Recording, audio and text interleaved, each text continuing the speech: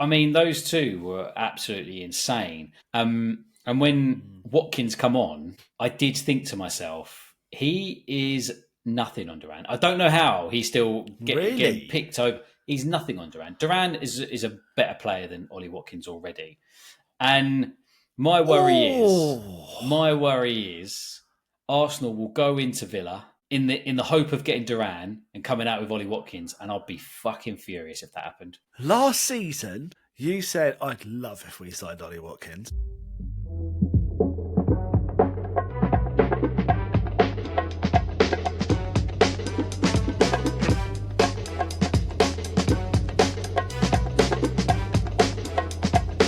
The Football Drop Podcast. Ho, ho, ho! Welcome to a festive episode of the Football Drop Podcast.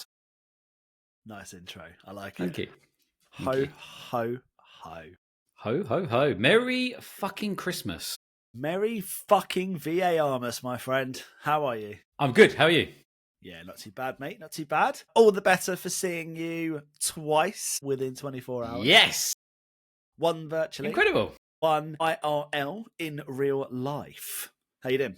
What a day yesterday. Loved it. What a day.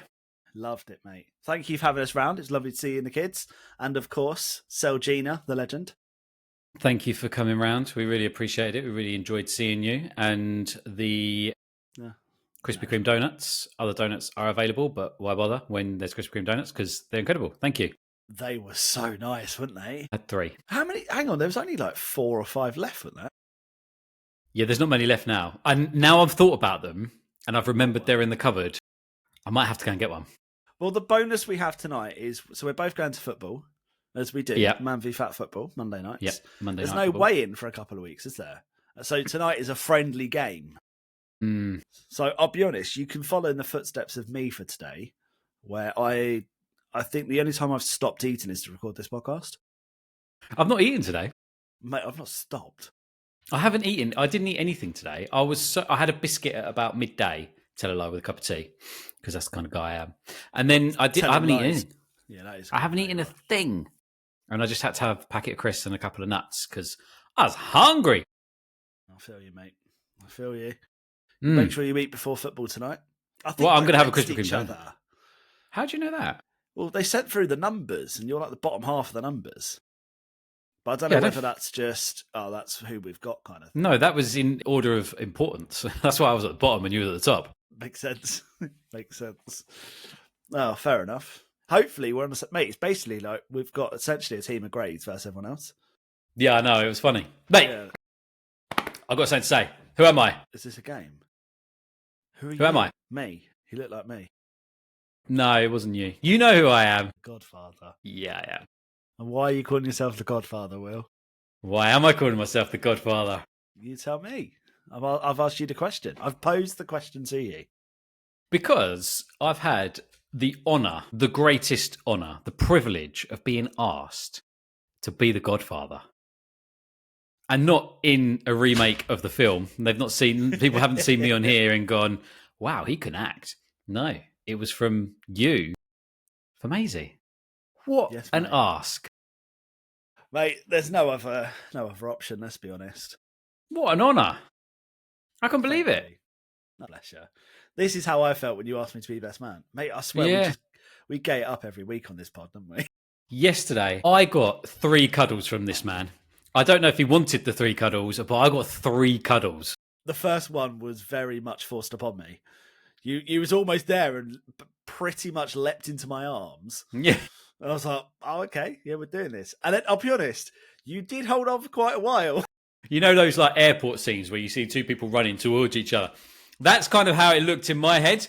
But I get the impression from you, it was just like you were there like with me clinging onto you. It was funny. No, it was a lovely day. Good. And I'm really glad you said yes, because it would have been really awkward if you said no, actually, thinking about it. Yeah, it would have been, yeah. I get that. Yeah. But no, I'm made up. Well, how could I say no? Like, why would I say no? It's like lovely. Thank you so much. I'm honoured. My pleasure. Yeah, thank you. But no, it's just weird, isn't it? It's the 23rd of December. It's nearly Christmas. I still don't feel Christmassy. Do you not? No, I've been sat here wrapping or trying to wrap presents, and yeah, I'm just not feeling it. I'm Christmas buzzing for songs Christmas. blaring. No, it's not for me. And I thought I really wanted to be this year because obviously little Maisie Moo. I wanted it to be amazing and have all the lights and decoration. Just nothing. I can't believe Just not feeling it. I am so Christmas right now. I'm literally Mr. Christmas, and that is not me. But I'm just buzzing to be alive. I've got, like, tomorrow night, we're going to go grab Jack from his mum's house, and then we're going to go see Christmas lights. We're going to do McDonald's, and then we're going to, like, do all the, like, mince pies and all that sort of stuff before. I am so excited. I feel like a kid at Christmas, and it's just Christmas Eve tomorrow. Like, I can't. I'm just glad you're enjoying it, mate. It's nice to see you buzzing. It's nice to see you spring back in your step as well. I'd love to see it. Yeah. Things you love to see. Wilhelm happy. Thank you so much. Thank you so much. My pleasure. Should we go on to the news instead of sucking each other off here? Do you know what, right? I just heard the best cuss, and I instantly thought of you when I heard it. God, go on. So it was, you look like someone who would suck somebody off for the bus money and then walk anyway. Wow. I'm just going to text a mate, see if he wants to be Godfather. Bear with me, 2 secs. I honestly, There's an opening for him. I honestly just thought of you straight away. I was like, yes, you look like you would suck someone off for bus money and then walk. So yeah, Everton takeover was completed at the weekend. That is good, to be fair. It's a good cuss, isn't it? Like, it is good. I am obviously joking, but yeah, it just really meant. Fucking too right, you're bloody joking, sunshine. We've been fucking having words, mate. Shocking. What is this? It's not bus money, it's taxi money. I'm better than a fucking bus. I say, who you call a fucking bus wanker? Dear, it's a laugh, isn't it? You got to laugh, haven't you? Merry Christmas. Yeah. Yeah, so anyway, Evertonians are happy, aren't they? Yeah, I'd imagine they are. Our takeover is complete now. It's been ratified by the Premier League just in time for the January transfer window. Are they going to make big moves? Well, it's all about FFP, isn't it? I think they've got themselves it's into about PSR now. Yes, same thing. FFP, PSR, VAR, it's all the same stuff, mate. WTF, OMG, yellow. HR, recruitment. Yeah, it's all the same thing. So, is it? I don't know. Can they spend? They might be able to spend. Probably can spend. But who wants to go to Everton? I mean, they're going to have a fancy stadium. It's going to be worse than Tottenham, isn't it? They're going to have this nice stadium, and they're going to just play shit football in it. They've got 2 good draws off over the last couple of weeks with a 0-0 at Arsenal and a 0-0 at home to Chelsea. Like, massive that was results, good. That is massive. Huge. For them. But isn't it? I mean, to be fair, the Chelsea game was a lot better than the Arsenal game. There was a bit more to them, but it was still like almost anti-football, wasn't it? This is why I don't like Dyche. It's almost anti-football. But mate, you hate Dyche? This is I don't hate Dyche. Honestly are always bigging up Everton. As soon as Sean Dyche was manager, you're like, Everton, they're rubbish. Right, I'll be honest now because I do say it for the bands, but I'll be honest. Sean Dyche is a good manager in terms of he gets his defence sorted and he knows what to do when he's up against it, and he can own up to that. So he plays against 2 of the best teams in England at the moment in Chelsea and Arsenal, and he puts 11 men behind the ball, and he gets a result from it. You take a point at home to Arsenal. Yeah. Sorry, away to Arsenal, at home to Chelsea. Yeah. You take that, fair play. I can't fault that. But it is just fucking boring, isn't it? And I don't know what I want to. I don't also want him to do what Southampton have done and try and play really pretty football without the players. So he's probably doing the right thing. But it is boring, isn't it? You're damned if you do, damned if you don't, though, aren't you? That's the problem. Basically, yeah. And that's how we make millions from this podcast. Exactly. But I'm curious to see what Everton fans think of all of this. I don't know a single Everton fan. Oh, really? Yeah, I don't know any of them. So if you know someone, Will, get them on the podcast. It'd be great to hear from them, to see what their sort of perspective is, because we've slated Everton for quite a while now, and we're always backing them to go down. 2 or 3 seasons in a row now, we've said, no, they're going down this season.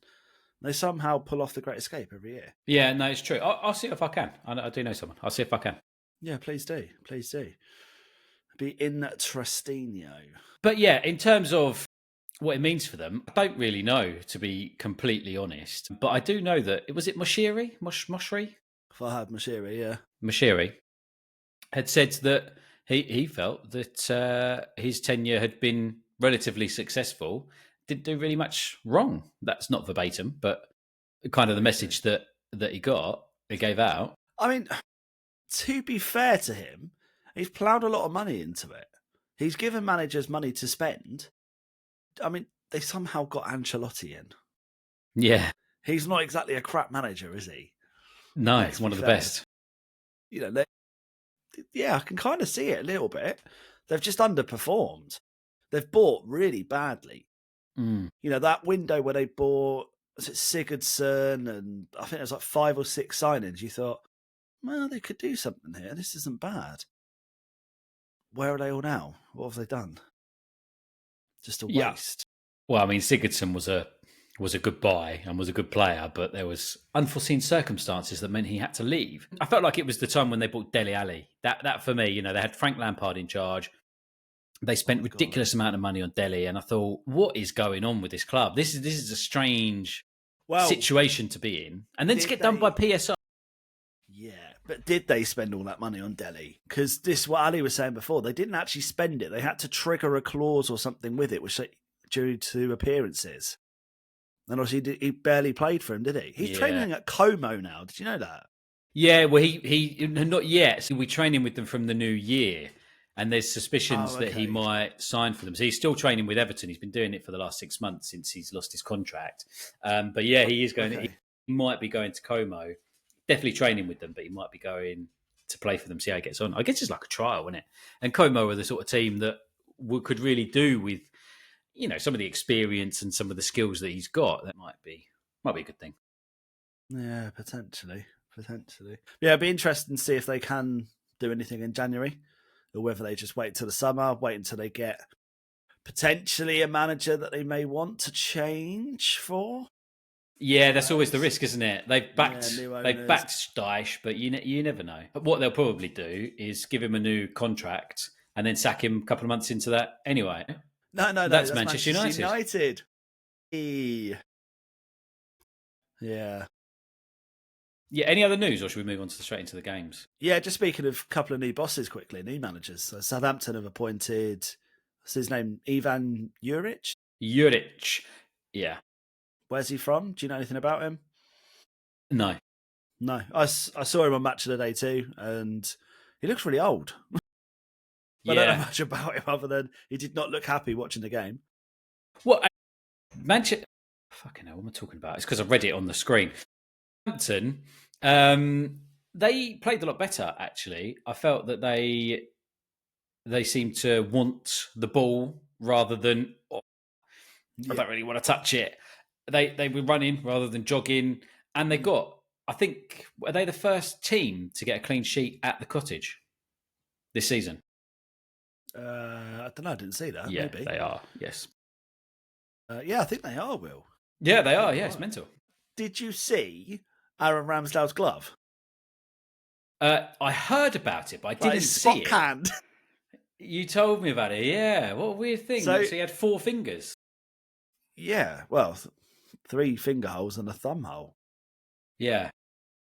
Depends if you count your thumb as a finger. But yeah, so he's broke his finger. They're strapped together. I love so how got a custom glove. So I'm just trying to do my fingers. So I can't do it. Was just like so completely fucked with the thought that I counted a thumb as a finger, and you're like, what's this more I'm talking about? How's this happened? Mate, it's been a long day. But yeah, so the glove looked quite cool and really freaky at the same time. One extra wide finger, chode finger. For your pleasure. Chode fingers for your pleasure only. But and the Wolves have also got a new manager. They have. Vitor Pereira. And it couldn't have started any better for him. New manager bounce. How long does it last? Because Ruud van Nistelrooy lasted, 2 games? I mean, Leicester yesterday handed them an absolute fucking doozy, didn't they? They were awful. I think... Really wasteful all over the pitch. Richard Walker in goal was just terrible, wasn't he? Was it Rich Walker? I thought It was. Was it? Is he back? Yeah, is it Henderson, their goalkeeper from earlier? Henderson's Palace. No, who's there? Who was their goalkeeper? Was it? I'm sure it was Henderson who got injured. Madsen or something, isn't it? Something like that. He's injured, so they brought Richard Walker back in, who I think Ruud van Nistelrooy came out and had to have a chat with the fans, didn't he? Because they were cheering every time he caught the ball, and they were just giving him absolute shit because he had such a bad game. What's his actual name? Danny Ward. Danny Ward. Yeah, Danny Ward, yeah. Just had such a bad game, Leicester overall, but Richard Walker in particular just isn't... Rich Walker. Isn't good. So, yeah, well done, Pereira. Finally got his dream job in the Premier League. I love how excited he is. He's just like, I'm finally here. I've got the job in England. It's the best league ever. And he's just like, yes, mate, go on. I mean, it is the best league ever. Look at some of the results this weekend's results were just insane. Unbelievable. Absolutely insane. But yeah, Wolves, we've said it all season that they are better than what their position says. And that performance, I think, to be honest, said it all for me. It did and it didn't. As Wolves were good, but I think, if I'm going to be really, really critical, Leicester were that poor that Wolves were made to look really good, and I don't think that was an accurate representation of how Wolves are. I think we'll see as it goes, but you're right. That new manager bounce is normally 2-3 games, and then starts to go a bit downhill from there. Yeah, it'd be interesting to see how that one goes. Let's go on to some of the games at the weekend, because I want to go a little bit backwards here, because I want to talk about Sunday's game first. We were just talking about Sunday's games. We've done Everton and Chelsea. We've done Southampton and Fulham. We've done Wolves and Leicester. All of those were. Well, they were Sunday's all Sunday, games. weren't they? Sorry, yeah, they were. But no, you're right. Let's go back to Sunday's games because we want to just touch on that. All right, apologies. I love calling you out for this. I love calling you out for this stuff because you are so quick to get me that when I get you, I get all excited and I'm like, yeah, let's do it, Ben. Tell you what, you make one mistake on this podcast. Fuck, man. It's horrendous, isn't it? I genuinely want to have an unbiased conversation about Tottenham. I can't do it. You're asking the wrong man. No, we have to try, because we'll try. Liverpool destroyed them. Ange came out midweek after beating United 4-3 in the dying minutes, basically. That was Fraser. Fraser Forster is a bad goalkeeper. He's not a bad goalie. He's played awfully, but he's not a bad goalie. But when you're playing in a team where no one knows what they're doing, you've got two centre-backs that are second choice / third choice. You've got your right back playing left back at the moment in Jed Spence. You've got your backup goalie because your main goalie's injured. The whole team are just so messed up at the moment. But Ange is adamant this is the way Spurs play. Now, I genuinely want to ask this question. You need to be as, not factual, but as unbiased as possible here. Since Ange took over, are Tottenham a better team or not? Okay, I think that since Ange took over, they are not a better team than the Pochettino team, right? Not better. But I think he's got a very, very good way of playing. I enjoy the style of football that Tottenham are playing. If they had a different badge, I'd almost say I like the way they play. I think with the last two games... Sorry, go on. I think with the last two games, Tottenham have been playing, as you say, with a reserve goalkeeper. Their Jed Spence, I don't think is their normal right back, but he's playing now at left back. Yes. And so their backup right back is playing at left back. They've got a midfielder who isn't their first choice midfielder in Gray as centre back, next to Dragon, who he isn't even their first team defender. They're missing so many crucial players. And then when you look at, Sarr and who played next to Basuma, wasn't it? And Sarr and Basuma, who aren't working very well together, and with that back two, the central defence, they're not working that well together there either. So I think it's quite difficult to judge him on what's happening at the moment, because when you counteract, okay, Liverpool scored 6 and Liverpool are great and their defence was shit. They scored 3 against Liverpool. So it's kind of one of those, isn't it, where going forward, they're brilliant. Kulusevski's scoring, Maddison's scoring, Son can score, we know, but maybe have gone off the ball a little bit. Solanke can score, does well. Brennan Johnson has been doing very, very well. Yeah. So they've got going forward, they're absolutely brilliant. It's defensively. So I've answered that in quite a really long-winded way, but I think he's not as good as Poch, and that team isn't as good as Poch's team that got to that Champions League final where I nearly died. I'm not going to lie if they'd have won that. But they are definitely in the right direction with Ange. I think they should stick with him until at least the end of the season and see where they're at and then reevaluate from there. I don't think they should make any rash decisions because I know some of the Tottenham supporters are on his back, don't really like him, not really happy with the style of football. But I think it's good and I think it's entertaining. They better than what he took over from, though, because he didn't take over from Poch. No, he didn't. So, yeah, So I think... talking about the Poch team, that's 6 years ago, mate. No, I know. But you asked me, are they a better team with him? But they're not in that sense. But I think they are from when he took over. I think they play a better style of football. And dare I say it, I think they're slightly better without Harry Kane. It's different. Definitely different. Well, yeah. Yeah, that goes without saying. That's Captain Obvious for the day. But yeah. Thank you. Okay, interesting, because I agree with you from the attacking side. I mean, to score 3 against a good Liverpool team, and I mean they carved them open for those 3 goals as well. So it was quite interesting game to watch the highlights of. But Liverpool, man, when do they have their blip? Every team has a slight blip. When are they going to have it? I kind of need this soon. Well, definitely, yeah.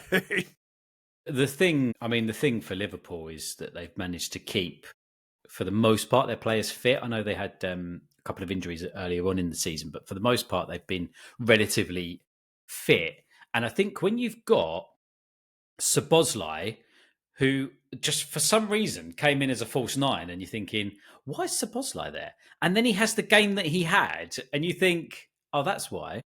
It was a bit of a masterstroke from Slot, because he changes the team very slightly and then scores 6 goals. I mean, yeah, they let in 3, but they still score 6 goals, and they look like they could have. I mean, Szoboszlai could have had another one. He took round the keeper and kind of hit it wide, but so they could have had more. I think Salah missed one, and Salah missed a few, to be honest. Some last ditch defending as well, weren't there, from Tottenham? Yeah, it was unreal. Have you looked at that Liverpool lineup though? Where's their defence other than the actual defenders? Where's that sort of defensive mindset other than the defenders? It's literally 4 defenders and a goalie and 6 attackers, and it works. Yeah. And if you think about it, it's probably only 3 defenders because Trent is not often at right back. No, I think... And it works. You fucking score 6 goals. I think it's that transition, isn't it? Because you obviously had Gravenberch and McAllister, who were kind of the defensive midfielders. Exactly. Like McAllister, he does come deep, but he pings the ball out. He's like, they're quick on that break. Get the ball, move it forward. That they do that simple stuff. They do that so well. Gravenberch is the same. Get the ball from deep in defence, bang it forward, and then they run. They all run as a team. And I think when you've got Alexander-Arnold, who is arguably the best passer of a ball, you've got no chance. And even Alisson, I hear this a lot out of who do you think is the best ball-playing goalkeeper. I still think it's Alisson. A lot of people say Ederson. I am Team Alisson on that. Yeah, it's difficult, isn't it? I mean, they're 2 just world-class goalies, aren't they? Yeah. I think Alisson is probably the better overall, I think, personally. But I think Ederson with his feet, not just passing, but being able to control it, is better than Alisson. I don't know. I can kind of agree with you, but I still think Alisson, when he's pinging those balls long... Well, I'm not talking about pinging a ball, though, because I think generally goalies should, at this stage, be pretty good anyway. But it's that control and at short, close distance with very little time. I don't see... I don't imagine Alisson doing Cruyff turns, whereas Ederson wouldn't give a fuck. Yeah, but I think Ederson plays it to himself on his own fucking line. I think he has done Alisson, but Alisson can play it short. But he knows when to go long. I think it's that decision making for Alisson for me. Whereas Ederson, I don't think there's anything wrong with his. Like you say, he can do a Cruyff turn, he can pull out something, and he does good things. But Alisson's decision making and his vision, I think, just trump him for me. But it is close. But yeah, I mean, Liverpool are looking They're special, deadly. and I don't know when their slump's coming. But yeah, I fucking hope it's soon, mate. Yeah, me too, mate. Me too, because Arsenal are coming back to form, which we're very happy about. And also, I just really want to stick the knife in because we both know that there's a certain Palace fan who's been on the show early doors of the FDP incarnation. And he's very mouthy, he's very lippy, and he always pipes up around the Palace Arsenal games. So I know he's listening. I'm not going to mention any names because it's not very fair, Alistair. But I know you're listening. And yeah, fuck you with it, really. Because we have banged in hundreds of goals against you in the last week. Jesus has risen, and he has scored at Selhurst Park and the Emirates. Which I know you're pulling. It's really frustrating, though. Your Jeremy Clarkson smug face there, but I'll just glaze over what you've just said because I feel like that's some personal beef that I don't need to get involved in. No, it's just funny. Gabby Jesus picking the last 2 games to score 5 goals in 2 games. It's probably the worst time for Arsenal because I'm a bit worried that we might go, yeah, Jesus is the striker that we need when. He isn't. We need somebody who can score goals more consistently. He's very selfish, isn't he, for doing this? Yeah, I think so, yeah. Very selfish. 20-odd games, 22 games, I think it was. He didn't score. I know. It's unbelievable. But, I mean, the big news from that is Bukayo Saka's out for weeks, as described by Mikel Arteta, which is really, really worrying. The only shining light was how well Martinelli played on the right-hand side once he'd taken over from Saka. It was. And do you know what, right? I want to take a little bit of credit here for FDP because I reckon Gabby Martinelli listened to us last week because we said he needs to use his pace. He probably listened to Thierry rather than us, but we'll claim a little bit because we both agreed he needs to use his pace and take people on.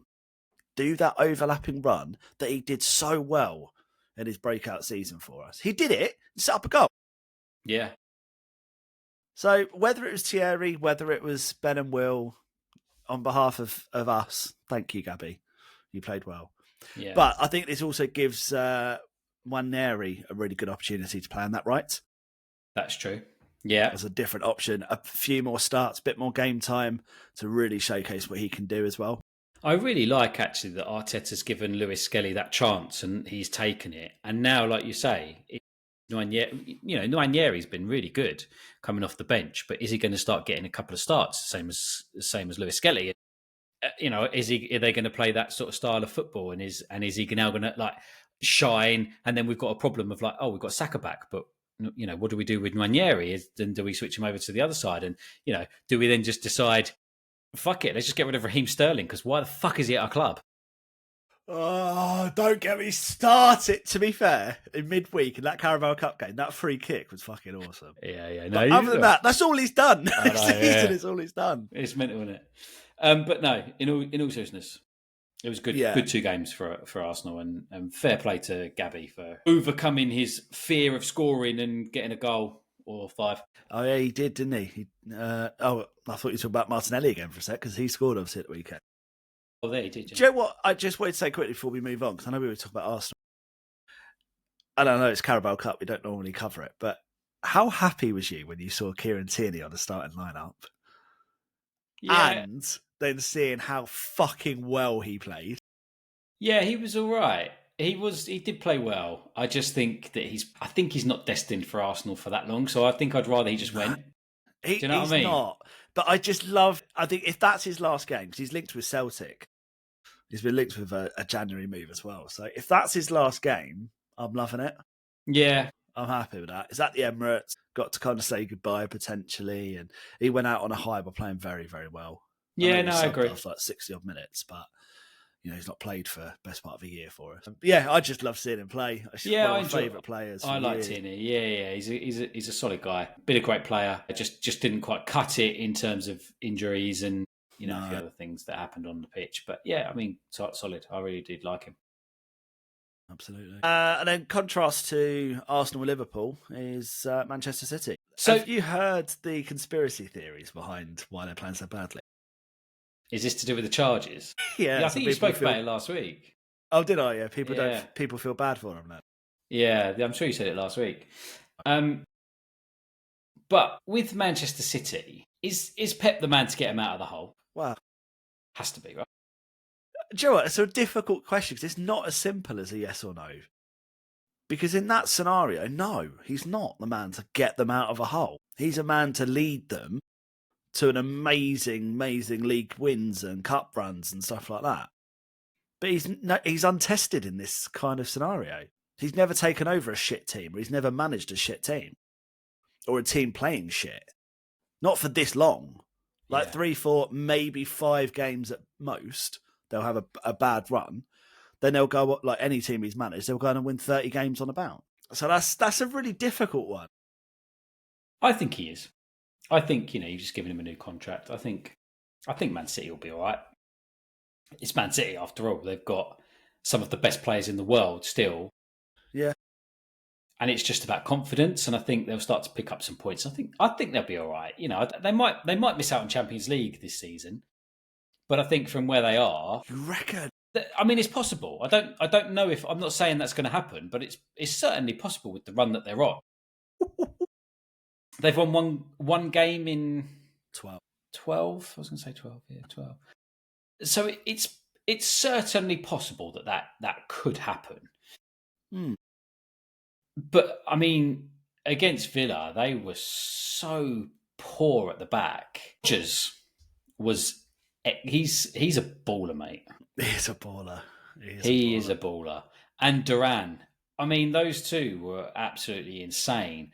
And when Watkins come on, I did think to myself, he is nothing on Duran. I don't know how he's still getting picked over. He's nothing on Duran. Duran is a better player than Ollie Watkins already.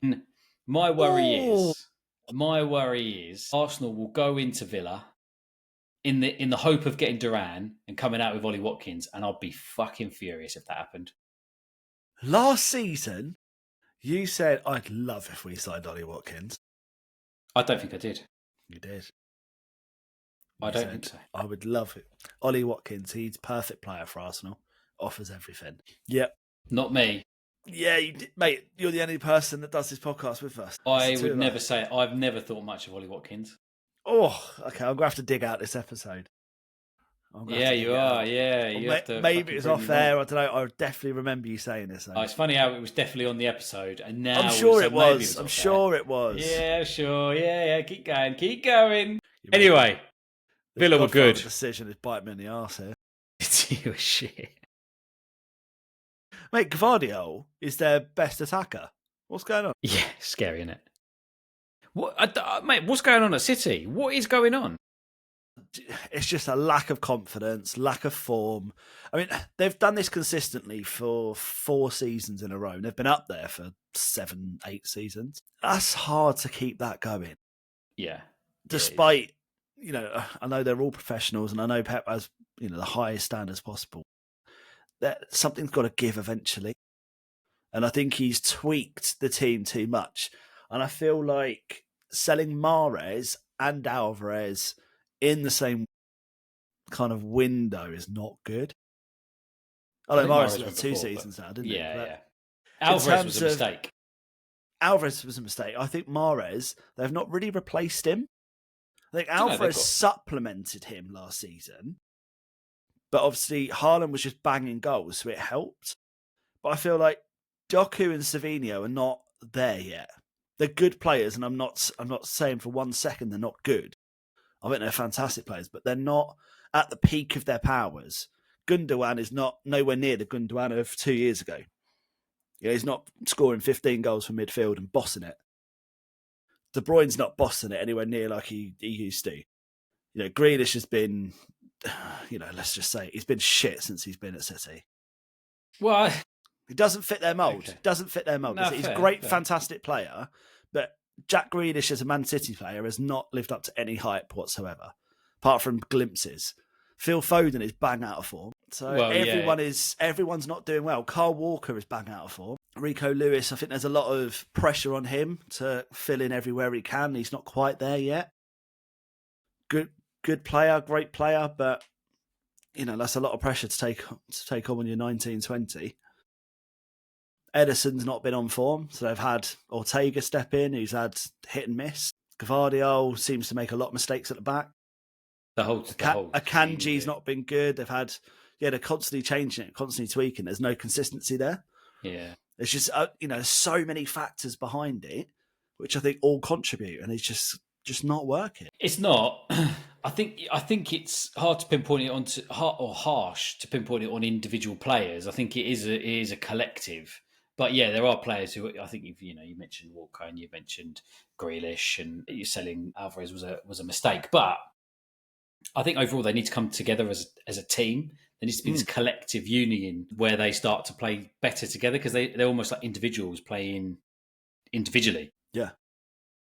Yeah, and don't get me wrong, I'm not trying to pick out on individual players, because as a collective they're failing. But it's lots of them are failing themselves, which is contributing to the team failure. Yeah, like Kovacic at the weekend was just miles off the pace with everything. He was lunging into last-ditch tackles in the middle of the pitch because he cannot keep up with the pace of it. I feel like they've got quite an ageing squad in some of them, and then some of them are so young that they're quite raw still. Well, it's like got those sort of in between. You need those like 23 to 28-year-olds that have got years of experience, but still got years ahead of them. But they're still, some of them are at their peak, and some of them are not far off it. They're just excelling every year still, but they're not so raw. Yeah, I think there is a bit of a rebuild need. I said that a few weeks ago, and it was, met with some kind of really. But I think it is almost a rebuild in a sense. They certainly need a few more in the defensive area, because John Stones is becoming a little bit injury prone. Walker, as you say, isn't standout. So they probably need a few players in defence. With Rodri missing, that's shown that there's a real gap in the middle of the pitch there. So do they need someone to sort of come in and try and take over from him when he's not there? And then that sort of Alvarez as well. So it's not a rebuild in the sense they need to sell everybody and renew, but they definitely need a few players. And I wonder if that will come in January. And this is almost like this sort of this reaction that's going to come because of the way they've been performing at the moment. Pep's going to go, give me some new players, give me some fresh blood. And I'll bring the Champions League to you next season, in my final season. Bold, very bold. But yeah, I mean, we know that they're not a bad team at all. They're a fantastic team. They're just not playing like a fantastic team. But yeah, I think it's going to be a brilliant season to hopefully keep them out of the Champions League spots. Yeah, good. Could be a surprise package for fourth, couldn't it? What? For fourth spot. Yeah, well, it could be Forest. Could be Bournemouth. Both very good teams at the moment, aren't they? Won't be Ipswich. It won't be Ipswich. Good play by Newcastle. Isak is unreal. What I would like to ask you though, Ben, if you look back to goalkeeping expertise from last season, because you are a goalkeeper, would you look at Burnley and think, I know what's coming. Their goalkeeper is the kind of guy that we need our team to play out from the back? 100% no. And then you purchase said goalkeeper, make him play out from the back, and he fucks up. Yeah, I don't. Maybe you genuinely are an absolute football expert, because I don't understand how no one else is seeing this. Well, the Muric can't play out from the back. Yeah. Why is everyone? This is two different managers now. This whole playing out from the back when you've not got players to do it needs to just stop. Yeah. Because I don't think Ipswich would have won anyway. Newcastle were far too strong for them in pretty much every position on the pitch. Yeah. That being said, it was just like the decision. I mean, I think it was only one goal, but even so, they were just playing out from the back. Same with Southampton. Why? Pack it in. Forster, he tried to play out from the back, kicked it straight to a Liverpool player, and you're like, what the fuck? If you can't do it, don't do it. Go long. There's no harm in going wrong. Or sign a goal that can do it. Arsenal, Leno can't play out from the back very well. So that's why Arteta got in a goalie who could play out from the back. Yeah, but Ramsdale couldn't play out from the back. He could. He just wasn't the best. He still can. He's doing it at Southampton and smashing it, mate. Yeah, sorry, yeah. But then you sign a goalie that is better with their feet, better passing, etc. And then you've gone for someone else who's proved that they can do even better. But you've signed somebody who can do it. No, but those goalkeepers are so few and far between because goalkeepers don't learn to play with their feet. They don't like when I sit and watch. I'm aware. So Jack's a goalie. I sit and watch Jack play football for his team, and it's literally get the ball, hoof it long. Because certainly in England, and I know it's different in other countries. There are some real sort of youth teams being led, but it starts at the youth, and goalkeepers are not encouraged to play with their feet. So why then, when you go into the Premier League, are we then like, oh, goalkeepers can't play with their feet? No, because it's all fucking go long. So go long. Yeah. Mind is blown every time. Yeah. It's like if I said to you, Ben, right, we're going to start playing out from the back. We're going to play it between us, and then we're going to kick it back to you, and then you're going to fucking panic. I'm going to be a busy fucking boy because we are shocking at passing. Well, yeah, but I will never understand. It needs to be, a bit more serious. Yeah. Anyway, have you got anything else you want to talk about? I just wanted to touch on the fact that Bournemouth are doing really well. Amarim's in. Yeah, I think he's realising the challenge he's got ahead of him. Yeah, I mean, being beaten 3-0 at home to Bournemouth on paper, when you're a club, the size of Man United, looks terrible. But credit to Bournemouth because I think they're playing fantastic football. Oh, without a doubt. And we was talking, weren't we, last season before last about Iraola. And what is he doing? What is he playing at? And now we're like, oh my God, Iraola is the absolute fucking man. What a G. He is smashing it. Bournemouth played so well. I mean, Man United were okay on attack, but defensively really, really poor, which is where they need to improve on. But they need to start scoring goals. Kepa was great. Kepa played some really, really good saves. But yeah, for me, it was all about Bournemouth. I have a question for you. Go on. Who's your goal of the week? I'm really, really struggling. I'm really struggling. The only one that's kind of staying in my mind a little bit was, and I think it was Cunha from a tight angle. For Wolves, Cunha. Slid in. Yeah, I think that's the only one really that's sticking out. I think Liverpool's goals, I think a lot of them were good. I think Maddison's goal was decent. I thought Rice's goal was better than Cunha's. Rice, I forgot about that. That was a decent goal. Gabby Jesus' first goal was quite good. Yeah. From the edge, that sort of first time. Maddison's goal was good. Yeah. Do you know what? I think we just take charge here, as it's our podcast, and give it to Declan Rice. Give it to Declan Rice. There we go. Rice, baby. Big Deck. Goal of the week. Congratulations. Come on, collect your award, and we'll be very grateful for that. Can you imagine if Declan Rice just come on the podcast? We'd just be there like... Hello. Hi, Declan. Yeah. That'd be cool. I think the computer froze, so I've just left. Yeah, probably makes sense. Right, I've got a game for you. Oh, go on. Who am I? Okay? Will. So, what I will do, so this is a football team. I'm not going to tell you who, and I'm not going to tell you what year this team were playing, but that is a clue in itself. I'm just going to tell you who played for them at this time. Okay. Okay? What, do I get a decade as a clue? No. You don't need it. You don't need that. You just need to... Go on. You just need to listen. Okay? Okay, go on. So who am I? In defence, Andrew Robertson, Harry Maguire. Hull City. Well done. There we go. Yeah, man, come on. I didn't think that you would get that quick. Yeah, boy. How did you get that so quick? I don't know. I think I knew Andy Robertson was from there. And Liverpool was too obvious. Yeah, Harry Maguire. They had Michael Dawson, Ryan Mason, El Mohammadi, Jared Bowen. That's good players, to be fair. Really, really good players. So that was from the 2016-17 season. So well done. Thank you. Now, who am more? I? I have. Yeah, come on. Yes. I have. Oh, hang on. I've clicked off. Give me a second. So who am I? Dave Besson, Laurie Sanchez, Dennis Wise, John Scales. There is one more player that I will give you, but that will make it too easy. So I want to know if you've got a guess. Mate, I genuinely could not fucking tell you. This is too old for me.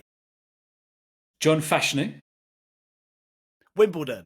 Yeah. And the last one, Go on. Vinnie Jones. Vinnie Jones, Wimbledon.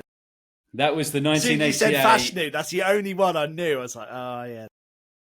88 FA Cup final, which they beat Liverpool 1-0. That was the team. Well done for that. I bet there was a few people screaming out. I was really pissed off with the whole City one. I'm not going to lie to you, mate. That has really jarred me at how quickly you got that, because I was like, I couldn't remember Maguire or Robertson playing for Hull. I just couldn't remember. So I thought, I'll give you those two. You ain't going to know. I don't You know why fucking they're got the it. ones I knew, yeah. Oh, it was unbelievable. I was so annoyed. I was like, I didn't even get to Jared Bowen, and you sitting there, I don't know who it is. Fair play. You did better than I was expecting. I thought that would take at least 5 minutes, but there we are. You never know. There you go. We get to finish early, and the listeners get a few minutes back, saved off their life. The three that's still here. Yes, So, if you anyone three is still legends, listening. Peace and love out. What I just want to ask for, right, as a bit of a Christmas special, is I'd quite like to see, one, to see how many people listen this far, and two, I wanted people to give us a roast so that we could read it out. Okay. Roast the FDP. Okay. I'll make up some fake email addresses shortly. Yeah, Will, you ginger beard prick. Will, as if you're really only 35. Yeah. Ben, your beard isn't shit. It's amazing. Yeah, No, it needs to be a roast. Come on. Yeah. Can't control what the listeners say, can I? Guys, thank you for listening. I hope you have a wonderful Christmas and a happy, happy new year. Not just a happy, Will. happy. A happy I new hope you year. have a lovely Christmas. Merry Christmas, guys. Merry Take care. VAR-mas, everybody! Merry VAR-mas. Ho, ho, ho.